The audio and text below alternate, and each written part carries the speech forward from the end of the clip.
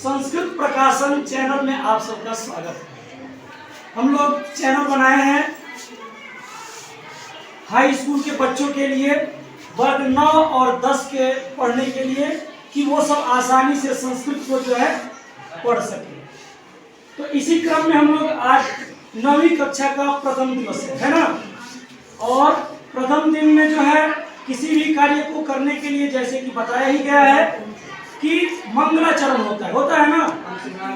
हर जगह कोई भी कार्य करते हैं तो कम से कम, नहीं बहुत करते हैं तो कम से कम इतना जरूर कर देते हैं कि ओम श्री गणेशाय नमः कह देते हैं ना।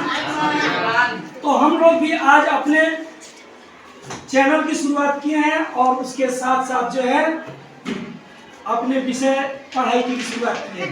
ठीक है, तो इसी क्रम में जो है प्रथमा पाठ है। प्रथमा पाठ का पाठ अस्ति प्रथमा पाठस्य नाम अस्ति ईश स्तुति। किम अस्ति? पाठस्य नाम किम अस्ति? ईश स्तुति। इस पाठ में सबसे पहले उसमें क्या दिया हुआ है उसके बारे में हम लोग जानते हैं। उपनिषदः भगवद गीता च। उपनिषदः भगवद गीता च अर्थात उपनिषद क्या होता है? जो वेदों का, वेद को पढ़ेंगे तो बहुत समय लगेंगे है ना, किंतु उन्हीं वेदों को विद्वानों ने पढ़ा, ऋषियों ने पढ़ा और पढ़ने के बाद उसका जो सारांश है, उसका मूल तत्व है, उसको उन्होंने लिखा और उनका नाम क्या दिया? वेदांत अथवा उपनिषद। क्या नाम दिया? वेदांत अथवा उपनिषद। तो उपनिषद जो है उसके बारे में है। और यहाँ जो कहा जा रहा है उपनिषदः भगवद गीता चेति। उपनिषद तथा भगवद गीता।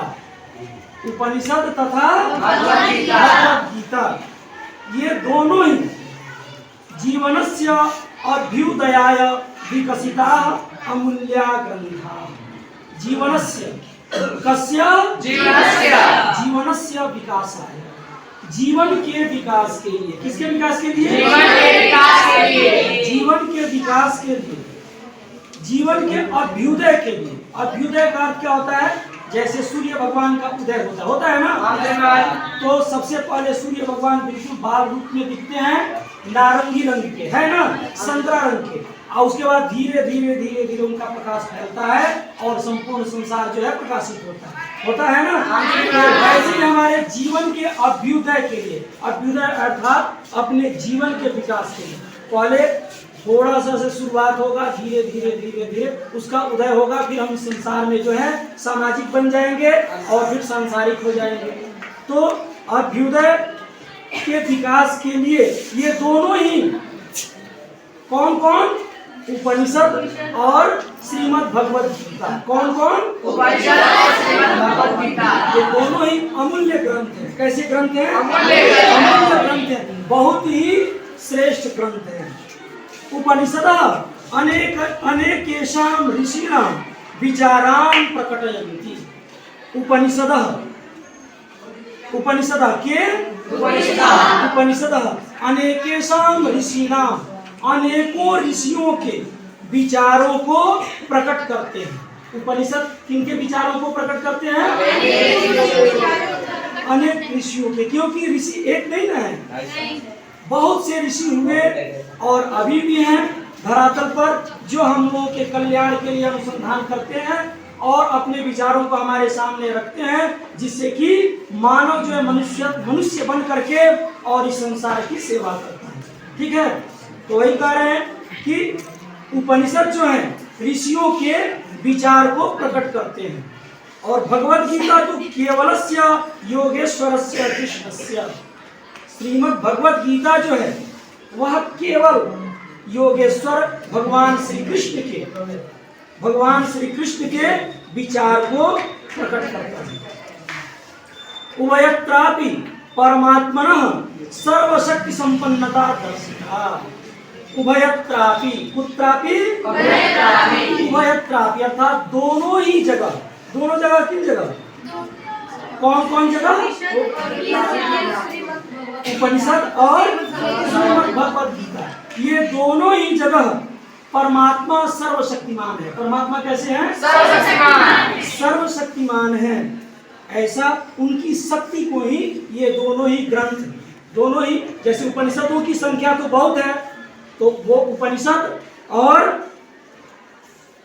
श्रीमद् भगवद गीता ये दोनों ही भगवान की शक्ति को, शक्ति की संपन्नता को दर्शाते हैं।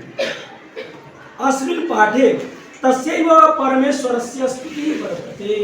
इस पाठ में, कहाँ? इस पाठ में परमेश्वर की स्तुति की गई है। किसकी स्तुति की गई है? तो अब हम लोग श्लोक पढ़ेंगे। यह तैत्तिरीय उपनिषद से दिया गया है। उपनिषद तो बहुत है ना, तो उनमें से जो है एक तैत्तिरीय उपनिषद है, उससे यह श्लोक दिया गया है। पढ़े। वाचो निवर्तन्ते, यतो वाचो निवर्तन्ते, यतो वाचो निवर्तन्ते, यतो वाचो निवर्तन्ते, अप्राप्य मनसा सह, अप्राप्य मनसा सह, अप्राप्य मनसा सह, अप्राप्य मनसा सह, आनंदं ब्रह्मणो विद्वान्, आनंदं ब्रह्मणो विद्वान्, आनंदं ब्रह्मणो विद्वान्, आनंदं ब्रह्मणो विद्वान्, न बिभेति कुतश्चन, न बिभेति कुतश्चन, न बिभेति कुतश्चन, न बिभेति कुतश्चन, यतो वाचो निवर्तन्ते, यतो वाचो निवर्तन्ते, अप्राप्य मनसा सह, अप्राप्य मनसा सह, आनंदं ब्रह्मणो विद्वान्, आनंदं ब्रह्मणो विद्वान्, न बिभेति कुतश्चन, न बिभेति कुतश्चन, दृष्ट्वा वदिष्यन्ति वदन्तु। वाचो निवर्तन्ते, अप्राप्य मनसा सह, आनंदं ब्रह्मणो विद्वान्, न बिभेति कुतश्चन, यतो वाचो निवर्तन्ते, अप्राप्य मनसा सह, आनंदं ब्रह्मणो विद्वान्, न बिभेति कुतश्चन। पुनः एक बार। वाचो निवर्तन्ते, अप्राप्य मनसा सह, आनंदं ब्रह्मणो विद्वान्, न बिभेति कुतश्चन। पुनः एक बार।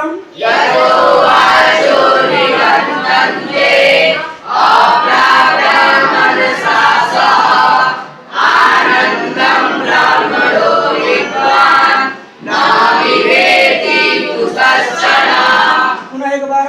यतो वाचो निवर्तन्ते, अप्राप्य मनसा सह, आनंदं ब्रह्मणो विद्वान्, न बिभेति कुतश्चन। उत्तमम, बहुत सुंदर उच्चारण आप लोग कर रहे हैं, है ना? अब इसका अर्थ हम लोग क्या है? यतो वाचो निवर्तन्ते, यतो वाचो निवर्तन्ते। इसका अन्वय नहीं, हम लोग ज्यादा शब्दार्थ पर ही ध्यान देंगे, क्योंकि बहुत अधिक समय हम लोगों के पास है ना। यतो वाचो निवर्तन्ते, यतः, यतः अर्थात जहाँ से, यतः अर्थात जहाँ से, वाचः, वाचा अर्थात वाणी। उत्तमम, विनिशा कुमारी, वाणी, वाचा अर्थात वाणी, वाणी। निवर्तन्ते, निवर्तन्ते अर्थात वापस आ जाती है। क्या हो जाती है? और वाणी एक नहीं है, वाणी तो हम लोग बोलते हैं तो अनेकों शब्द होते हैं, तो वो शब्द जो है जहाँ से वापस आ जाते हैं। किस रूप में आते हैं? अप्राप्य मनसा सह, जहाँ से अप्राप्य अर्थात बिना प्राप्त किए, मनसा सह अर्थात मन के साथ, मन के साथ, जहाँ से वाणी मन के साथ बिना कुछ प्राप्त किए ही वापस आ जाती है। जहाँ से वाणी मन के साथ बिना कुछ प्राप्त किए ही वापस आ जाती है। उस ब्रह्म के आनंद को, किसके आनंद को? ब्रह्म के आनंद को। ब्रह्म अर्थात परम पिता परमात्मा, परमेश्वर के आनंद को। किसके आनंद को? परमेश्वर के आनंद को। परमेश्वर के आनंद को जानने वाला, परमेश्वर के आनंद को जानने वाला भय मुक्त हो जाता है। क्या हो जाता है? भय मुक्त हो जाता है। यानी कि वह कभी कहीं किसी से डरता भी नहीं है। अब इसका अर्थ हम लोग स्पष्ट करें। जहाँ से वाणी मन के साथ बिना कुछ प्राप्त किए ही वापस आ जाती है, उस ब्रह्म के आनंद को जानने वाला विद्वान वह भय मुक्त हो जाता है। क्या हो जाता है? भय मुक्त हो जाता है। यानी कि सारे भय से मुक्त हो जाता है। वह कभी किसी से कहीं भी नहीं डरता है, क्योंकि वह जानता है कि जो होना होगा वह परम पिता परमात्मा की इच्छा से ही होगा। ठीक है। और यह श्लोक जो है कहाँ से लिया गया है? तैत्तरीय उपनिषद से लिया गया है। कहाँ से लिया गया है? यह श्लोक कहाँ से लिया गया है?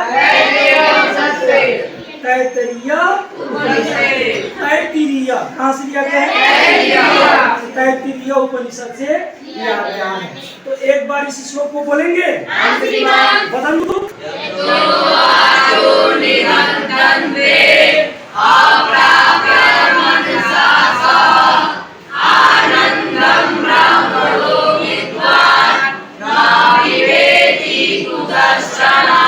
बहुत ही सुंदर।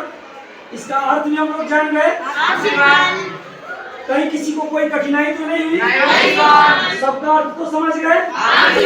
अगर ये पढ़ाई का तरीका और पढ़ना अच्छा लगे, समझ में आए, तो इसके लिए जो भी इसको देखेंगे वो लोग संस्कृत प्रकाशम, ये चैनल जो है इसका स्पेलिंग ध्यान से देखेंगे, इस चैनल को सब्सक्राइब करेंगे, लाइक करेंगे, उसमें कमेंट भी लिखेंगे कि हमको भी लगे कि हाँ हमारे द्वारा पढ़ाए गए बच्चे जो देख रहे हैं तो उनको कैसे लग रहा है। ये भी करेंगे और लाइक भी करेंगे। धन्यवाद।